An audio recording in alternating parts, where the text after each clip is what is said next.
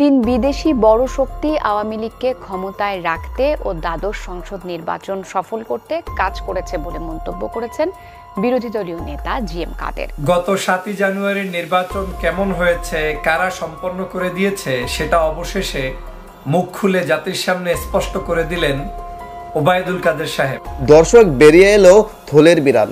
নির্বাচন শেষ হয়েছে 3 মাস আগে, তবে রাজনীতির মাঠ কিন্তু এখনো গরম। আওয়ামী সরকারকে ক্ষমতায় বসিয়ে রেখেছেন 3টি ক্ষমতাধর রাষ্ট্র। দর্শক, এই মন্তব্যটি কিন্তু করেছেন জিএম কাদের। অন্যদিকে ওবায়দুল কাদের স্যার বলেন, ভারত সরকার বাংলাদেশের পাশে ছিল বলেই আওয়ামী সরকার এখনো গদিতে টিকে আছে। দর্শক, এই বিষয়ে খুবই গুরুত্বপূর্ণ কিছু নিউজ রয়েছে আজকের ভিডিও জুড়ে। ভিডিওটা খুবই গুরুত্বপূর্ণ হতে যাচ্ছে, তাই ভিডিওটি না টেনে সম্পূর্ণ দেখুন। আশা করি আপনিও বুঝতে পারবেন ইনশাআল্লাহ। দর্শক, চলুন আমরা আগে ভিডিওগুলো দেখে আসি। তিন বিদেশি বড় শক্তি আওয়ামী লীগকে ক্ষমতায় রাখতে ও দ্বাদশ সংসদ নির্বাচন সফল করতে কাজ করেছে বলে মন্তব্য করেছেন বিরোধী দলীয় নেতা জিএম কাদের। দল টিকিয়ে রাখতে জাতীয় পার্টি ভোটে অংশ নেয় বলে জানিয়েছেন তিনি। দলের বর্ধিত সভায় তিনি বলেন, ফাঁদে ফেলে বিএনপিকে নির্বাচন থেকে বাইরে রেখেছে সরকার।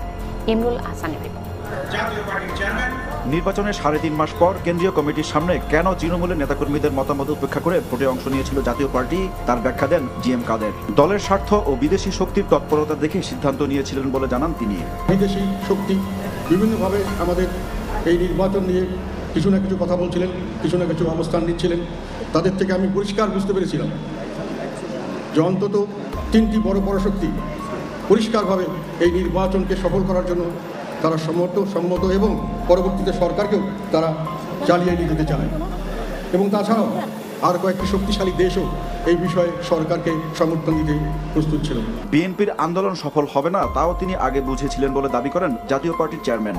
বলেন, বিএনপিকে নির্বাচনের বাইরে রাখার কৌশল নিয়েছিল সরকার, তা অনুধাবনে ব্যর্থ হয়েছে বিএনপি।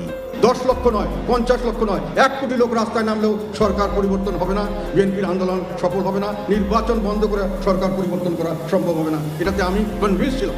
বিএনপির যারা আন্দোলনের মুখে বিভিন্নভাবে তারা কতগুলো ফাঁদে পড়ে গেল। আন্দোলন করলেই কিছুটা সহিংসতা বিভিন্ন জায়গা হয়, সহিংসতা সৃষ্টি করা যায় বাইরে থেকে। কাজে এই সহিংসতার নাম দিয়ে তাদেরকে ঢালাওভাবে মামলা মোকদ্দমা দিয়ে তাদেরকে গ্রেপ্তার করা হলো, তাদেরকে কনভিকশন দেওয়া হলো পুরোনো মামলায়। ফলে মাঠে থাকলাম আমরা এবং আওয়ামী লীগ। তখন প্রশ্ন আসলো যে আমরা না গেলে আওয়ামী লীগের গ্রহণযোগ্যতা থাকবে না নির্বাচনে। আমি স্পষ্ট ভাষায় বলতে চাই, আমি নির্বাচনে যাই আর না যাই, নির্বাচন গ্রহণযোগ্য হোক আর না হোক, যে পরিস্থিতিতে এখন আছে, এখন গ্রহণযোগ্য হয় নাই, সেই রকমই থাকতো এবং এইরকমই দেশ চলতো, এইভাবেই সরকার চলতো। নির্বাচনে অংশ নিলেও ভোট ভালো হয়নি বলে মনে করেন জিএম কাদের। এই যে তাদের প্রচারণা 26টা সিটে ছাড় দেওয়া হয়েছে, এটা জনমনে যেমন বিভ্রান্তি সৃষ্টি করেছে, আমাদের নেতাকর্মীদের মধ্যে বিভ্রান্তি সৃষ্টি করেছে। Imrul Hasan, NTV news, Dhaka.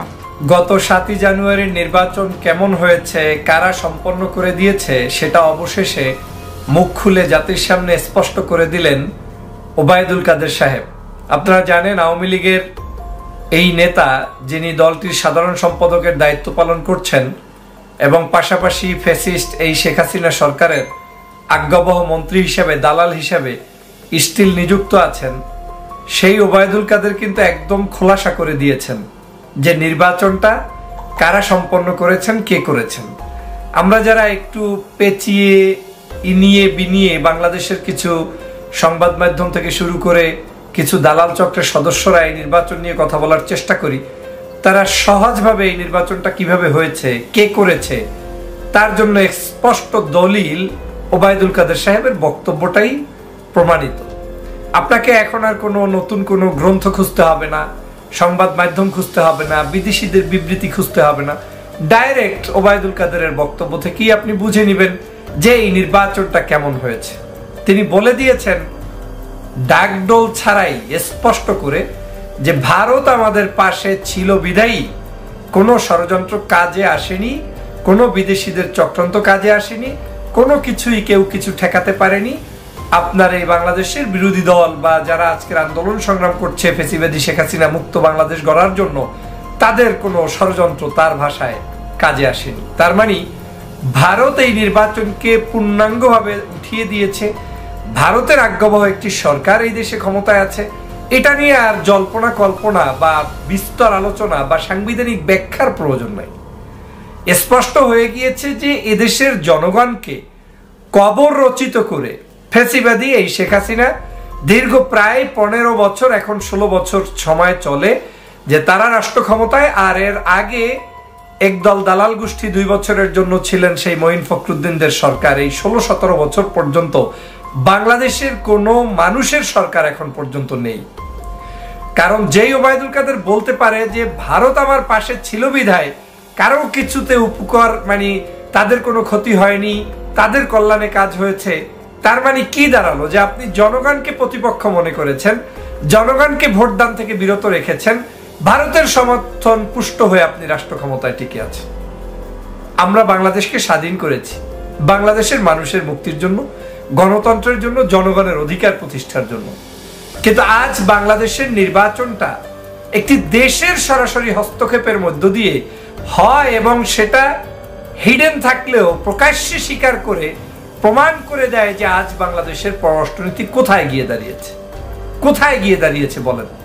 আজ বাংলাদেশ এই ফ্যাসিবাদী চক্রের হাত থেকে মুক্ত হওয়ার জন্য এদেশের সিংহভাগ মানুষ, আমি বলতে পারি 98% পিপল, তারা 24 ঘন্টা ওয়েটিং এ থাকে যে ফ্যাসিবাদ থেকে মুক্ত কখন হবে। তারা সবসময় অপেক্ষমান থাকে তাদের হাত থেকে বাংলাদেশকে কিভাবে রক্ষা করবে। কিন্তু আজ অবধি পর্যন্ত এই দেশটাকে তাদের হাত থেকে রক্ষা করা যাচ্ছে না। এর অন্যতম কারণ যে রাষ্ট্রের নাম তিনি উল্লেখ করলেন, তারা তাদেরকে বেকআপ দিচ্ছে।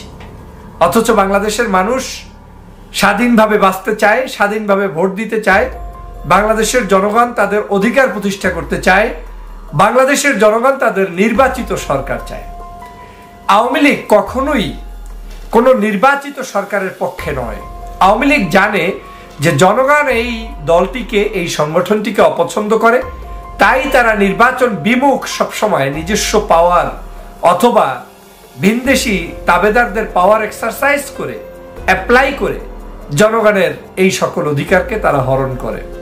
তার জ্বলন্ত উদাহরণ হচ্ছে আজকের এই ওবায়দুল কাদেরের বক্তব্য। আমরা এর আগেও তাদের দলের, আপনারা জানেন যে সাবেক পররাষ্ট্রমন্ত্রী মোমিন সাহেব, তিনি ভারত থেকে ঘুরে এসে বলেছেন যে আমরা ভারতের কাছে দাবি জানিয়ে এসেছি, বলে এসেছি যে আমাদের কি রাষ্ট্র ক্ষমতায় রাখতে হবে, শেখ হাসিনা কি রাখতে হবে। কারণ শেখ হাসিনা যদি রাষ্ট্র ক্ষমতায় না থাকে তাহলে এদেশে মানে জঙ্গিবাদের উৎপাত বাড়বে, এদেশে ভারতের নিরাপত্তাহীনতা বাড়বে, এদেশে বহু সমস্যা হবে, আলেম ওলামা মিছিল করবে। এই সব কিছুর ভয় তিনি ঢুকিয়ে রেখে তাদের সহমর্মিতা যাতে আওয়ামী লীগের উপরে থাকে তার দাবি করে এসেছিলেন। সেটা নিয়ে ব্যাপক আলোচনা হয়েছে, আমি টকশোতে আলোচনা করেছি, আপনারাও করেছেন। কিন্তু তারপরেও এই বেশর্মা দলটি বিবৃতি দিয়ে বলে না, আমরা কারো কাছে বলিনি, আমাদের কেউ নেই। আজ স্বয়ং ওবায়দুল কাদের বলছে, এর আগেও বলেছে ভারত আমাদের বন্ধু, ভারত আমাদের স্বামী, স্বামী স্ত্রীর মতো সম্পর্ক। এগুলো তো আওয়ামী লীগের শিখানো কথাই আমি রিপিট করে বলছি। তাহলে বাংলাদেশের পররাষ্ট্রনীতি কি কোনো একটি দেশের কাছে বন্দী? নাকি বাংলাদেশের পররাষ্ট্রনীতি হওয়া উচিত ছিল না ভারত, না পাকিস্তান, না চায়না, না আমেরিকা, পৃথিবীর সমগ্র দেশই আমার বন্ধু, আমার দেশের শত্রুও তারা যদি আমার দেশের বিরোধিতা করে। কিন্তু আজ সেটা বাংলাদেশের মানুষ দেখতে পাচ্ছে না। প্রিয় বন্ধুরা আমার, আজকে যখন আমি কথা বলছি তখন বাংলাদেশের সবচাইতে বড় বিষয়টা কি হওয়া উচিত, সেটা হচ্ছে জনগণের ভোটাধিকার, জনগণের অধিকার। কিন্তু আজ যখন আমরা বাংলাদেশের মানুষরা কথা বলি তখন ইস্যু আর এই জনগণের অধিকার থাকে না। আওয়ামী লীগ বিভিন্ন অধিকার এখানে ডেকে এনে আপনার সামনে তুলে দিচ্ছে যাতে আপনি এটা নিয়ে ব্যস্ত থাকেন। দেখবেন জাহাজের সমস্যা, জলদস্যুদের সমস্যা, এই আগুন লাগার সমস্যা, বিভিন্ন জায়গায় আত্মহত্যার সমস্যা, বিশ্ববিদ্যালয়ে মানে ঢাকা বিশ্ববিদ্যালয়ে ভারতের ফ্ল্যাগ লাগিয়ে তারপরে সেখানে কি বলে তাদের জাতীয় সঙ্গীত পরিবেশনের সমস্যা, ইস্যুর পর ইস্যু নিয়ে আপনাকে ব্যস্ত রাখছে। কারণ কি জানেন? কারণ হচ্ছে এই ফ্যাসিবাদী চক্রটি এই অবৈধভাবে বিদেশিদের তাবেদারি করে ক্ষমতায় থেকে আপনার আমার সত্যিকার ইস্যুটাকে জনগণের কাতার থেকে বিচ্ছিন্ন করে দিতে চায়। আর সে কারণেই আপনাকে আমাকে ওদের বক্তব্যকে সেই জায়গায় গুরুত্ব না দিয়ে আমাদের গুরুত্ব দেওয়া উচিত আমাদের নির্বাচন পদ্ধতি কিভাবে হবে, দেশের মানুষ কিভাবে আজকের জনগণের অধিকার প্রতিষ্ঠিত হবে। আপনি দেখেন যে এই রাষ্ট্রটি সম্পূর্ণ তাদের দালালি করছে এবং তারাও তাদের দালালি করছে। তারাই আবার আমাদেরকে গণতন্ত্র শিখাবে, আমাদের দেশের গণতন্ত্রকে হত্যা করে, এটা তো মেনে নেওয়া যায় না। আমি সবসময় বলি যে ভারত আমার শত্রু নয়, আমার বন্ধু। পাকিস্তান আমার শত্রু নয়, আমার বন্ধু। আমেরিকা আমার শত্রু নয়, আমার বন্ধু। চায়না আমার শত্রু নয়, আমার বন্ধু। কিন্তু কখন? যতক্ষণ তিনি বন্ধুত্ব সুলভ সম্পর্ক রাখবেন। আপনি কি মনে করেন না যে আজকের বাংলাদেশের মানুষের যে অধিকার হরণ করা হচ্ছে, এটা পাকিস্তানি আমলের সেই ভয়াবহ অধিকার হরণের চাইতেও শতগুণ বেশি এখন আওয়ামী লীগ এবং ভিনদেশি কিছু তাবেদাররা, দালালরা আমার দেশটাকে ধ্বংস করছে? আপনি কি মনে করছেন না যে বাক স্বাধীনতা পাকিস্তানের চেয়েও নড়বড় হয়ে যাচ্ছে? ব্যক্তি স্বাধীনতা, খাদ্যের স্বাধীনতা, রাজনৈতিক স্বাধীনতা ওদের চেয়েও এখন ভয়ানক পরিস্থিতি তৈরি হয়েছে। এর কারণটা কি? কারণ হচ্ছে আজকের এই বাংলাদেশে একটা সময় আমরা পাকিস্তানের বিরুদ্ধে যুদ্ধ করেছি, সবাই পাকিস্তানের বিরোধিতায় ছিলাম, কিন্তু আজ বাংলাদেশের মধ্যেই আমার দেশের বিরুদ্ধে, দেশের মানুষের বিরুদ্ধে এই আওয়ামী লীগ নামক অর্গানাইজেশন উঠে পড়ে লেগেছে, যে কারণে আপনি, আমরা পাকিস্তানিদের বিরুদ্ধে যুদ্ধ করেও জয়যুক্ত হওয়া যত সহজ হয়েছে, এখন বাংলাদেশে স্বাধীনতা এবং গণতন্ত্র প্রতিষ্ঠাও তার চেয়ে কঠিন হয়ে দাঁড়িয়েছে।